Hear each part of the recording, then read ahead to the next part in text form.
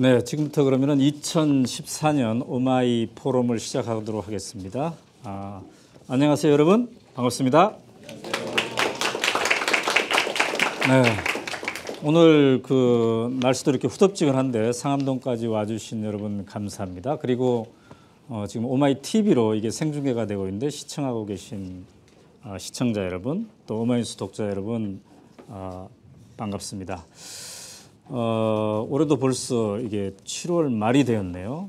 세월이 쏜살같이 흘러가는데 올해 참으로 여러 가지 일들이 전반기에 있었는데 그중에서도 우리의 가슴을 가장 아프게 하는 건 세월호 참사지요. 이 참사 후부터 도대체 우리나라의 이 사회를 어떻게 바꿔야 될 것인지, 안전한 사회, 행복한 사회는 어떻게 이루어질 수 있는 것인지 많은 분들이 가슴 아파하면서 고민을 하고 있는 것 같습니다. 그래서 오마이뉴스는 2014년 오마이 포럼 주제를 우리 행복사회 만들기의 일환으로 교실이 행복해야 사회가 행복하다, 이런 모토로 잡아봤습니다. 특히 지금 학교 현장에서 다양하게 이런 공교육 혁신을 하기 위해서 노력을 하고 있는데요. 오늘은 본격적으로 혁신학교의 현재와 미래를 짚어보도록 하겠습니다.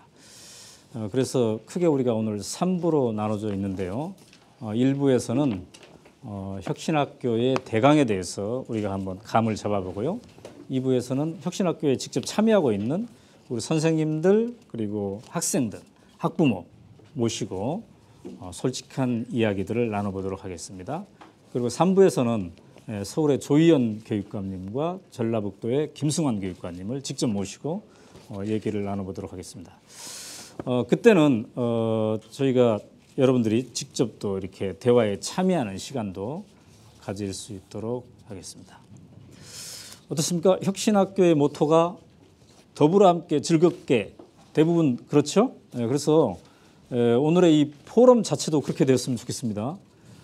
그래서 우리가 더불어 해야 되니까 최소한 옆자리에 누가 앉았는지는 좀 알아야 되지 않겠습니까? 그래서 좌우로 한번 보시고 뭐 괜찮으면 악수도 좀 나눠주세요. 예. 당신이 있어서 행복한 오후입니다. 이렇게 인사하시면서 악수를 나눠도 되겠습니다. 이것도 인연인데 앞으로 우리가 한 3시간 정도 함께 하면서 좋은 사이가 되었으면 좋겠습니다. 오늘 포럼은요, 시간이 아주 타이트하게 이렇게 돼 있는데 제가 첫 연사가 되겠습니다. 인사말 겸 왜 우리가 이러한 포럼의 모토를 잡았는지에 대해서 한 20분 정도 말씀을 드리고, 그 다음에 이제 오늘의 기조발제라고 할 수 있는 혁신학교의 현재와 미래에 대해서 우리 안순옥 장학사님께서 해 주시도록 하겠습니다. 예.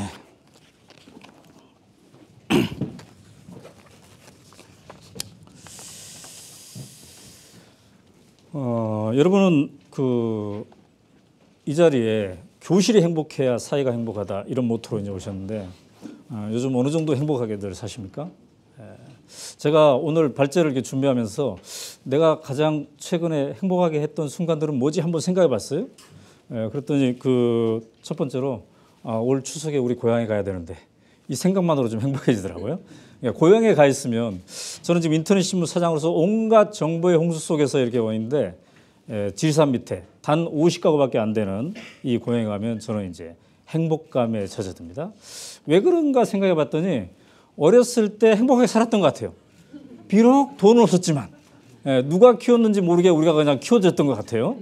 그래서 어느 날 보면 아랫골목 할머니 등에 엎여 있고, 어느 날 보면 윗집 아저씨랑 막 놀고 있고, 또 지금 기억에도 생생한데 옆집 누나가 저를 업고 초등학교 4km를 막 다니고 그랬어요. 그 기억이 참 행복해요. 그래서 이때가 참 행복했구나, 이런 생각 듭니다. 어떻습니까? 최근에 제 모습인데 좀 행복해 보이십니까, 얼굴에? 행복해 보이죠? 행복해 보여요. 왜 그러냐면 제가 안치환의 내가 만일, 이 노래를 지금 부르고 있습니다. 저 가사를 다 모르기 때문에 큰 글씨로 지금 저기 써가지고 그러는데, 내가 만일 하늘이라면 당신 얼굴에 물들고 싶어, 이렇게 가사로 된 거 있지 않습니까? 근데 왜 행복했냐면은 이 많은 사람들과 함께 불렀기 때문에. 제가 1절을 불렀더니 이 많은 사람들이 2절을 불러줬어요. 이 사람 누구냐면은 제가 지난 17년 동안 오연호의 기자 만들기 이런 프로그램을 계속 해왔는데 총 동창회를 했습니다. 50기를 맞이해서. 그래서 17년 동안 제가 가르치고 저의 동지가 되었던 기자 만들기 학생들이 함께 이런 행사를 했어요. 그래서 이 순간 참 행복하다 이런 생각이 들었습니다. 그다음에 며칠 전에 우리 교회에서 우리 축구팀 수련회를 갔습니다. 제가 우리 교회 축구팀 회장입니다. 그래서 이 수련회를 더불어 함께 하면서 제일 재밌었는데 이 순간이 제일 행복했어요. 등목을 할 때. 참 시원하다. 확 튀는. 여러분께서는 지금 생방송으로 저의 알몸을 최초로 지켜보시는 저 중에 누군가가 접니다. 그런데 이렇게 즐기면서도 행복해하면서 늘 우리 마음속에 하나 큰 돌덩어리처럼 간직하고 있는 게 바로 이 세월호 사건이죠. 도대체 뭐가 잘못됐길래 이랬을까? 우리 아이들이 이게 42km를 행진할 수밖에 없었던 국회를 향해서 이 터널을 통해서 오마이 TV가 이거를 생중계했습니다만 그때 당시에 저에게 막 전화가 걸려가지고 참 가슴이 찢어진다. 어른들의 잘못 때문에 아이들을 이렇게 행진하게 만들고 한편은 그러나 또 희망 또한 본 것 같습니다. 아이들이 뭔가 손을 맞잡고 이렇게라도 해서라도 뭔가를 바꿔보자 이런 얘기가 있었으니까요. 비단 세월호뿐만 아니라 우리 사회를 전체를 돌아보면 참 암울한 기색이 있는 거죠. 자살률은 이렇게 높고 또 출산율은 이렇게 낮습니다. 도대체 무엇이 어디에서부터 이 문제가 된 것인지 우리가 좀 더 안전한 사회, 행복한 사회가 되려면 무엇을 해야 될까? 그래서 더욱더 고민이 깊어지는 요즘인 것 같습니다. 저는 사실 지난 그 대선 때 제가 찍은 후보가 되지 않았습니다. 그래서 마음을 다 상해하고 있었는데 그때 여든 야든 다 대선 후보들이 행복한 사회를 이루겠다고 그랬어요. 그래서 저도 곰곰이 생각해봤습니다. 무엇이 도대체 행복한 사회일까? 그 모델이 이 지구상에 존재한다면 제가 한번 찾아가서 취재를 해봐야 되겠다. 그래서 덴마크를 가봤습니다. 덴마크가 행복지수 1위의 나라, 유엔이 조사한 거에 의하면 이렇다고 해서 직접 3차례에 걸쳐서 열흘씩 한번 다녀봤습니다. 막판에는 이렇게 차를 빌려가지고 열흘간 덴마크 전역을 돌아다니면서 한번 따져본 거죠. 왜 이 사람들은 행복하다고 할까? 우리 사회와 비교했을 때 무엇이 다르길래 이런 사회를 만들었을까? 근데 쭉 취재를 해본 결과 행복 사회는 어떤 사회인가를 생각해 봤더니 동창회에 편하게 나갈 수 있는 사회가 행복한 사회다. 우리가 동창회에 나갈 때 누구는 국회의원이 돼 있고 누구는 교수가 돼 있고 누구는 의사가 돼 있고 나는 별로야. 근데 뭔가 좀 부담스러울 수가 있잖아요. 누구는 부자고 누구는 35평에 사는데 나는 그냥 지하에 살아. 부담스러울 수 있는데 이 사회는 적어도 그렇지 않더라. 많은 사람들에게 동창회에 나가는 것이 어떻습니까? 라고 했을 때 부담스럽지 않다. 특히 택시기사가 그렇더군요. 택시기사는 택시기사가 잘한 것이 있고 의사는 의사가 잘한 것이 있다. 그래서 자기는 대학도 안 가고 택시기사를 하고 있지만 의사인 친구, 의사인 친구, 변호사인 친구 절대 부럽지 않다는 거예요. 택시기사뿐만이 아니라 이 식당 종업원인데요. 마찬가지입니다. 35년간 식당 종업을 했는데 동창회에 가서 당당히 나가가지고 친구들과 어울린다는 거죠. 재산을 얼마나 많이 가졌건 높은 지위를 얼마나 가졌건 그런 게 중요한 것이 아니다라고 이 사람들은 얘기를 하는 겁니다. 행복사회란 뭔가 또 생각해 봤더니 학교에서 배운 것이 사회에서도 통한다. 저희 택시기사와 종업원이 학교에서도 그렇게 살았어요. 즉 공부를 잘하건 못하건 다 자존감을 가지고 살 수 있었던 거죠. 그러니까 사회에 나가서 동창회에서도 그럴 수가 있었던 거죠. 그렇다면 도대체 학교에서 뭘 배우길래 저 사회는 저럴까? 무엇을 배울까? 한 학교, 공립학교에 있는 그 교훈 비슷한 건데요. 가장 강조한 게 이 더불어 함께입니다. 1학년과 6학년 학생들이 함께 소풍을 가는 풍경 여러분들이 보고 계시는데요. 더불어 함께하면 즐겁다. 이것이 덴마크의 모든 교육에서 가장 핵심을 차지하고 있는데요. 제가 사립학교도 가봤는데 뭔가 사립학교에 가면 좀 다를 것 같았어요. 공립학교에 비해서. 좀 더 공부를 강조한다거나 이런 개인의 특성을 강조한다거나. 그런데 모든 것에 앞서서 가장 강조하는 것이 더불어 함께. 그래서 이 반에도 지금 모든 반 학생들의 생일을 지금 적어놓고 함께 손잡고 가 있는 모습, 이거를 이 사립학교에서도 그려놓고 있더군요. 자, 이 사람들은 이제 고등학교 3학년 아이들인데요. 졸업식 풍경인데 졸업식을 이 친구들이 하면은 우리는 밀가루 막 뒤집어쓰고 이럴 텐데 여기는 가장 허름한 트럭을 임대해가지고 시내를 순회합니다. 어떻게? 이렇게 막 춤추고 놀고 노래 부르면서. 근데 어디를 순회하냐면은 자기 반이 25명이라면은 25명 학생 전체 집을 방문해. 아침 8시부터 밤 10시까지. 그럼 집집마다 맛있는 음식과 술을 주겠죠. 그래서 술이 엄청 취해가지고 10번째 집까지만 기억이 난다고 합니다. 그 이상은 기억이 안 난다고요. 왜 얘네들은 각 집집마다 다 돌아다닐 수 있을까? 그만큼 친하고 더불어 함께를 교실에서 했기 때문에 집까지도 이렇게 돌아다닐 수 있는 그런 환경이 된다는 거죠. 학교에서 무엇을 배우길래 그럴까? 즐겁게요, 즐겁게. 그래서 우리가 회사원들은 회사에 출근하는 발걸음이 가벼워야 되지만 학생들은 등교하는 발걸음이 가벼워야 되겠죠. 즐겁게가 매우 강조되는 거죠. 즐거우려면 어떻게 되겠습니까? 공부 잘하는 학생만 칭찬받아서는 안 되겠죠. 모든 학생이 칭찬을 받는.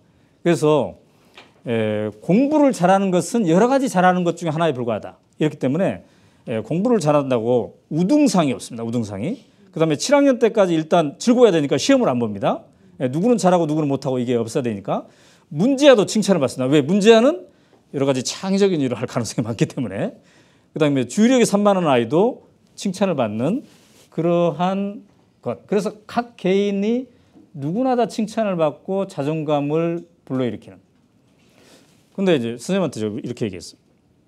그래도 산수 잘하면 칭찬해야 되지 않겠습니까? 그럼 어떤 방법으로 칭찬합니까? 그랬더니 그러면 직접 칭찬하기보다는 저 학생이 산수가 조금 모자란데 네가 좀 도와줄래? 이렇게 얘기한다. 그러면 각자 스포츠를 잘하는 친구는 또 있고 그렇기 때문에 모두 다 뭔가에 있어서는 다른 사람을 도와주게 되는. 이게 더불어 함께와 즐겁게가 함께하는 거죠. 근데 학생이 즐거우려면 기본적으로 선생님이 즐거워야 되잖아요. 선생님이 안 즐거운데 학생이 즐거울 수 없죠. 그래서 제가 갔더니 선생님들이 파업하고 있더라고요. 파업의 이유가 뭐냐면은 수업 준비 시간을 정부에서는 줄이려고 하고 선생님들은 충분히 해야 된다. 그래서 지금 저 우산이 저 수학 선생님인데 선생님의 하루 시간표를 다 지금 자기가 적었어요. 저 중에 상당부가 선생님의 수업 준비 시간, 수업 준비 시간.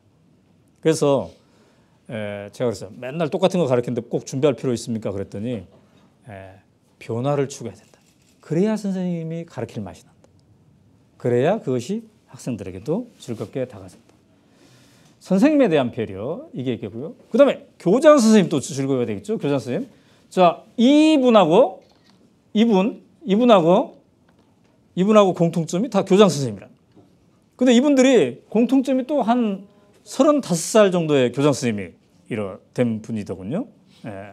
그런데 교장 선생님의 자율성, 이게 상당히 높더라고요. 자기 스스로 책상도 세모로 만들어보고 학급 편성도 8살짜리와 9살짜리가 막 함께 해보기도 하고 이러더군요. 그래서 교장 선생님이 활력이 있어야 선생님도 활력이 있고 학생도 활력이 있고. 이분 지금 굉장히 행복해 보이시죠? 제가 교장 선생님도 미모로 뽑습니까? 이렇게 질문했더니 매우 지금 행복해하고. 교장 선생님이 우리나라처럼 막 교직 이수 몇 년 하고 이게 아닙니다. 비록 3년, 5년만 되더라도 검증이 되면은 교원 경험이 약간만 있으면 일종의 그 교장 공모제 비슷한 거 이런 거를 해가지고 이렇게 하더군요. 그래서 교장 선생님, 선생님, 학부모, 학생 이 모두가 학교의 주인이다. 그래서 보통 학교의 최고 의결기관이 학부모, 그 이사회이지 않습니까? 운영위원회와 이사회 이런 건데 거기에 대다수가 학부모고 그 다음에 학생도 참여하는 이런 거거든요. 자, 그렇게 되면 선생님과 선생님과 교장이 소외될 법도 한데 전혀 그렇지 않더라는 거죠. 이 학생들 고2, 고3입니다. 제가 딱 그 지금 고3 아이가 있는데 고3 아이가 있는 가정은 다 전쟁터가 되죠. 근데 여기는 매우 여유롭더라고요. 학교에서 무엇을 배우길래 아이들은 이렇게 여유로울까? 어떤 인생을 살 것인가? 이것을 가장 핵심적으로 배우는데 그것을 인생학교에서 배웁니다. 아까 그 여유로운 학생들이 다 다닌 게 중학교 3학년을 졸업하면 1년간 기숙생활을 하면서 인생을 모색합니다. 어떤 인생을 살 것인가. 지금 여기는 스포츠를 좋아하는 학생들이 가는 인생학교입니다. 이 학생이 스포츠를 좋아하는 학생이 여기에 왔는데 나는 축구도 배우지만 어떤 인생을 살 것인가를 1년 갑니다. 이게 주로 기숙형 학교입니다. 근데 정부에서 돈을 절반 정도 대주고 또 개인이 돼서 이렇게 하는 겁니다. 부모님들도 아주 좋아한다고 그래요. 고등학교 1학년 한참 사춘기 나이에 1년 동안 안 봐도 되니까요. 멀리 가 있으니까.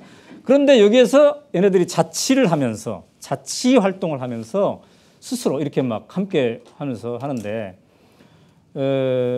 가장 핵심적으로 하는 것은 내가 35살이 되면 어떤 인생을 살 것인가. 이거에 대해서 연구하고 멘토를 만나고 이런 거라는 거죠. 근데 이 학생들을 만날 때마다 이렇게 말을 잘하고 이렇게 여유가 있을까? 이게 제 질문이었어요. 왜 이렇게 아이들이 차분하고 여유가 있을까? 그런데 중학교 졸업하고 뿐만 아니라 고등학교를 졸업하고도 또 바로 대학에 안 가고 바로 대학에 가는 친구들은 한 10%밖에 안 되고 다시 또 인생학교를 가더라고요. 그래서 이게 지금 그룬투비가 만든 학교 중에 하나인데 이 고등학교를 졸업하고 온 친구들입니다. 그래서 왜 아이들이 이 여유가 있을까 생각해 봤더니 기본적으로 말이죠. 사회임금이 보장되어 있고 사회복지가 안정되어 있다. 그러니까 교육비가 무료이고 병원비가 무료인 실직을 해도 정부에서 어느 정도 대주는 최소한 2년간 실업금을 대주는 그다음에 집을 구하는 것이 그다지 비싸지 않는 이런 것들이 되어 있기 때문에 여유 있게 할 수 있다는 거죠. 자, 이런 것들이 되어 있기 때문에 우리가 교실에서 배웠던 더불어 함께하라, 즐겁게 해라, 너의 인생을 찾아라 이것이 어떻게 해요? 사회에서도 통할 수가 있게 된다는 거죠. 이 사람이 그룬투비입니다. 그룬투비. 자, 그룬투비의 생가를 가봤어요.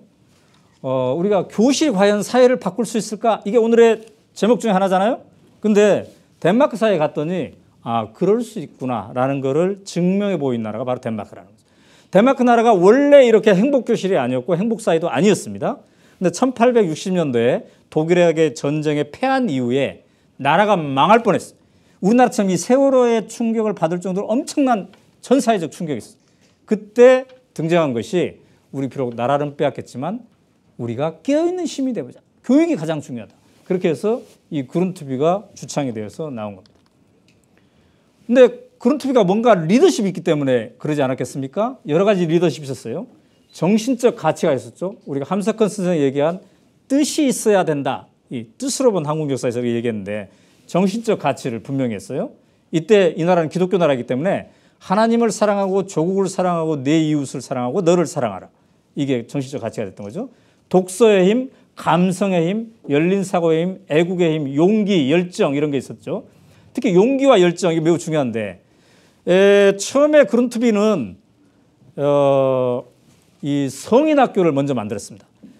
덴마크가 변하기 위해서는 시민이 깨어 있어야 된다. 그래가지고 아까 이게 보여줬던 이 성인학교를 그룬투비가 만든 거예요. 그래서 이런 학교를 쭉 퍼뜨렸는데 여기에서 가장 핵심적으로 얘기한 것이 바로 열린 사고, 상호 토론과 비판의 자유 이런 거였어요. 그래서 심지어 자기가 목사인데도 목사이기도 했습니다. 이 사람은. 목회도 일방적이지 않아야 된다. 평신도가 목사에게 질문할 수도 있어야 된다. 뭐 이런 얘기를 했어요. 그래서 본인이 12년 동안 목회직을 박탈당하기까지 했던 거죠.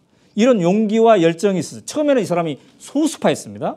그러나 그러한 힘 때문에 이 사람의 철학이 덴마크의 공교육뿐만 아니라 사립학교에도 다 이렇게 전파가 됐던 거죠. 그래서 그 중에 핵심이 바로 상호 토론과 비판의 자유. 이것이 교실에서 시작해서 사회로 퍼졌다는 거죠.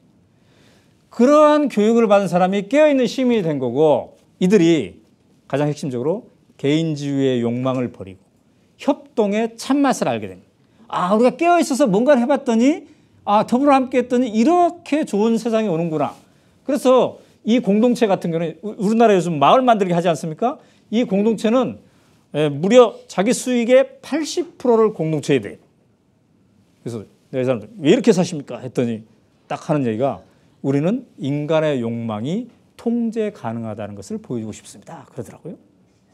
그러니까 덴마크 사회가 일반적으로 그러는데 이런 마을 공동체 실험은 이제 거기에서 한 걸음 더 나아간 거죠.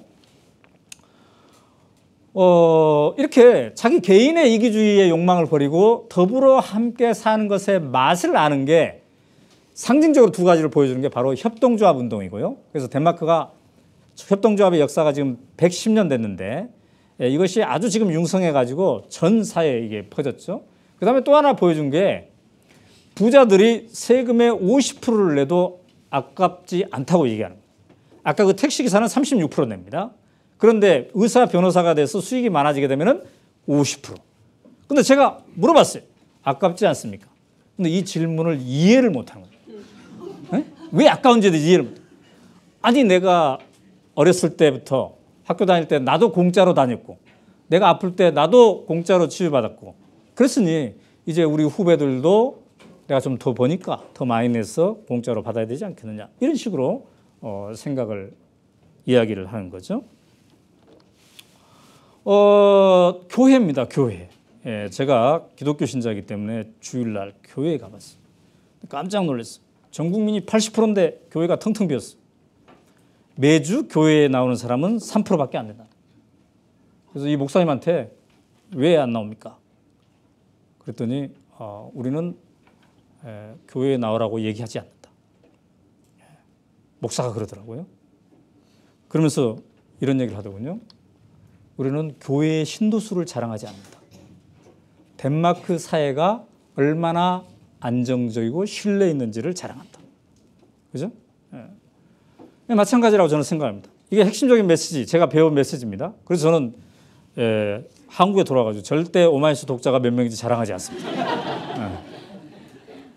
얼마나 우리 사회가 행복한지를 자랑해야 되는데 세월호 같은 게 터져버리죠.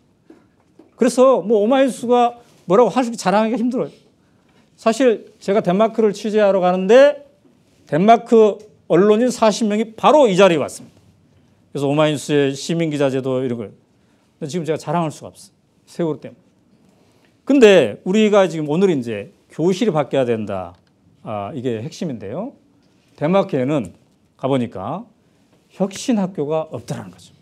우리가 혁신학교를 뭐가 됩니까? 혁신학교는 본보기 학교죠. 우리가 공교육이 지금 제대로 안 돼 있으니까 이걸 한번 제대로 혁신해보자. 그러면 샘플로, 본보기로 한번 뭔가를 이렇게 해보자 했는데 덴마크에 가보니까 간 학교마다 우리로 따지면 다 혁신학교더라. 그러니까 혁신학교가 없더라, 덴마크에. 근데 이게 공립학교만, 우리는 지금 오늘 공교육의 혁신의 현재와 미래를 얘기하고 있지 않습니까? 근데 공교육뿐만 아니라 사교육을 가든 대안학교를 가든 다 없더라, 혁신학교. 그리고 신기하게 그것들이 사립학교든 공립학교든 다 근간의 가치로 있는 게 더불어 함께와 즐겁게더라.